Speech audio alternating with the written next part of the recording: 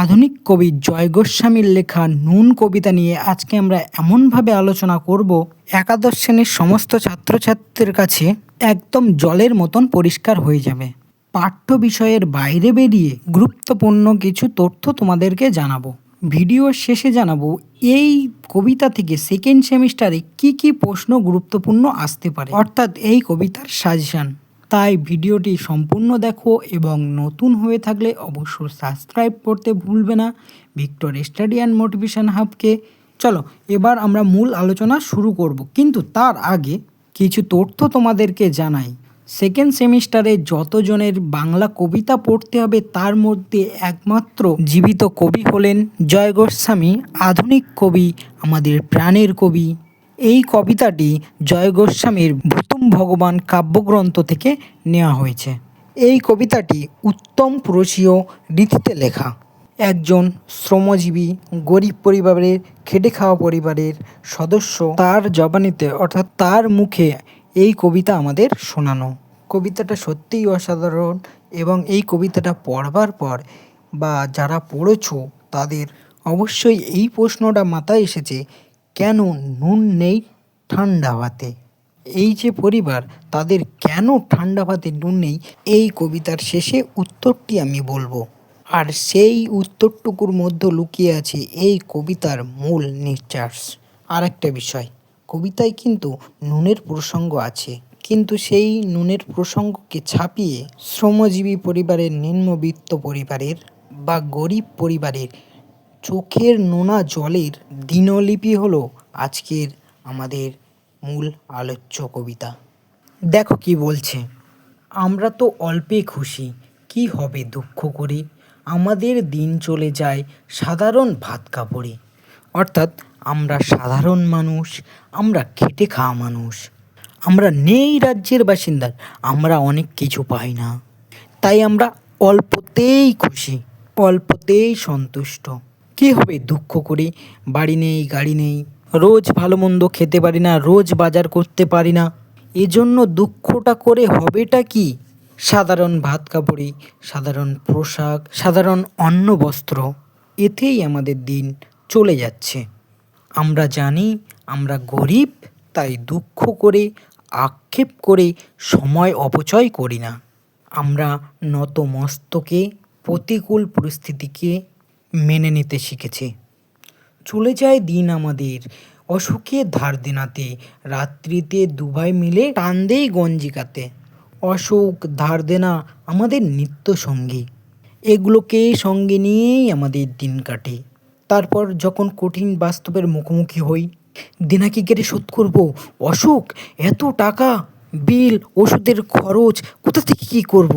যখনই এই রকম কঠিন পরিস্থিতির মুখোমুখি হই, দু ভাই মিলে, এখানে দু ভাই বলতে টু ব্রাদার্স না, এখানে বাবা ও ছেলে, এক কথায় আগেকার দিনে বলা হতো বাপ বেটা দু ভাই, তাই এই দু ভাই মিলে বাবা ছেলে আমরা দুজনা মিলে টান দেই গঞ্জিকাতে।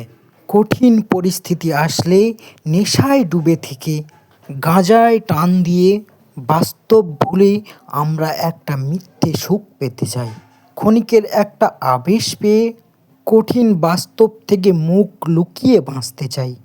সব দিন হয় না বাজার, হলেও হয় মাত্রা ছাড়া, বাড়িতে ফেরার পথে কিনে আনি গোলাপ চারা। সব দিন বাজার করার মতন ইনকাম করতে পারি না আমরা, যেদিন হাতে সামান্য টাকা আসে সেদিন প্রচুর কেনাকাটা করি।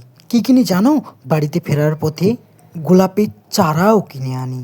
গোলাপ চারা কিসের প্রতীক? গোলাপ কিসের প্রতীক? সৌন্দর্যের প্রতীক, ভালোবাসার প্রতীক। হতে পারে দিন নাহি মরাহীন, আমরা গরিব হতে পারি কিন্তু আমাদের মনেও তো ভালোবাসা, সৌন্দর্যবোধ আছে, তাই আমরাও বাড়িতে ফেরার পথে গোলাপ চারা নিয়ে আসি। আমাদেরও স্বাদ আছে, আহ্লাদ আছে, কিন্তু পুঁতবো কোথায়? ফুল কি হবেই তাতে? সে অনেক পরের কথা, টান দিই গঞ্জিকাতে। ওই দেখো আবার বাস্তব, তোরা খেতে পারিস না, তোদের বাড়িতে থাকার জায়গা নেই, গোলাপ গাছ পুঁতবি কোথায়? পরিচর্যা করবি কি করে? আদেও কি তাতে ফুল ফোটাতে পারবি? ঠিক এই ভাবনাগুলি যখন ওদের মাথায় আসে, না না না, এই বাস্তব থেকে মুখ লুকাতে আবার নেশায় ডুবে যায়, টান দেয় গঞ্জিকাতে। আমরা তো এতেই খুশি, বলো আর কি অধিক কে চায়, হেসে খেলে কষ্ট করে আমাদের দিন চলে যায়। আমরা এতেই খুশি, আমরা গরিব মানুষ, আমরা এতেই খুশি। হাসি আছে, আনন্দ আছে, কষ্ট আছে, এভাবে দিন কেটে যায়। মাঝে মাঝে চলেও না দিন, কিন্তু হ্যাঁ, মাঝে মাঝে সত্যিই দিন চলে না। বাড়ি ফিরে দুপুর রাতে, মাঝ রাতে, রাত দুপুরে খেতে বসে রাগ চড়ে যায়, নুন নেই ঠান্ডা ভাতে। আমাদের কেন রাগ চড়ে? মা, শুধু ভাত আর ডাল, মাছ নেই, মাংস নেই, পনির নেই, আমরা বলি তো। কিন্তু দেখো এরা কতটা গরিব। এরা ভাত খাবে, কিন্তু তোমরা ভাত কী দিয়ে খেতে পারো? ভাতের সঙ্গে ডাল, সবজি, তরকারি, কিন্তু এরা শুধু নুন দিয়ে চটকে ভাত খায়। তাও দেখো কোনো একদিন হাড় ভাড়া পরিশ্রম করে এসে বাড়িতে দেখছে বাসি ভাত, সকালের রান্না করা ভাত, মাঝরাতে খেতে বসে দেখছে ঠান্ডা জুড়িয়ে যাওয়া ভাত, কিন্তু খাওয়ার মতন তরকারি, অন্য বিষয় তো দূরেই থাক, নুন পর্যন্ত নেই। রাগ চড়ে আমার মাথায়, আমি তার মাথায় চড়ি। আমাদের মাথায় ভীষণ রাগ হয়।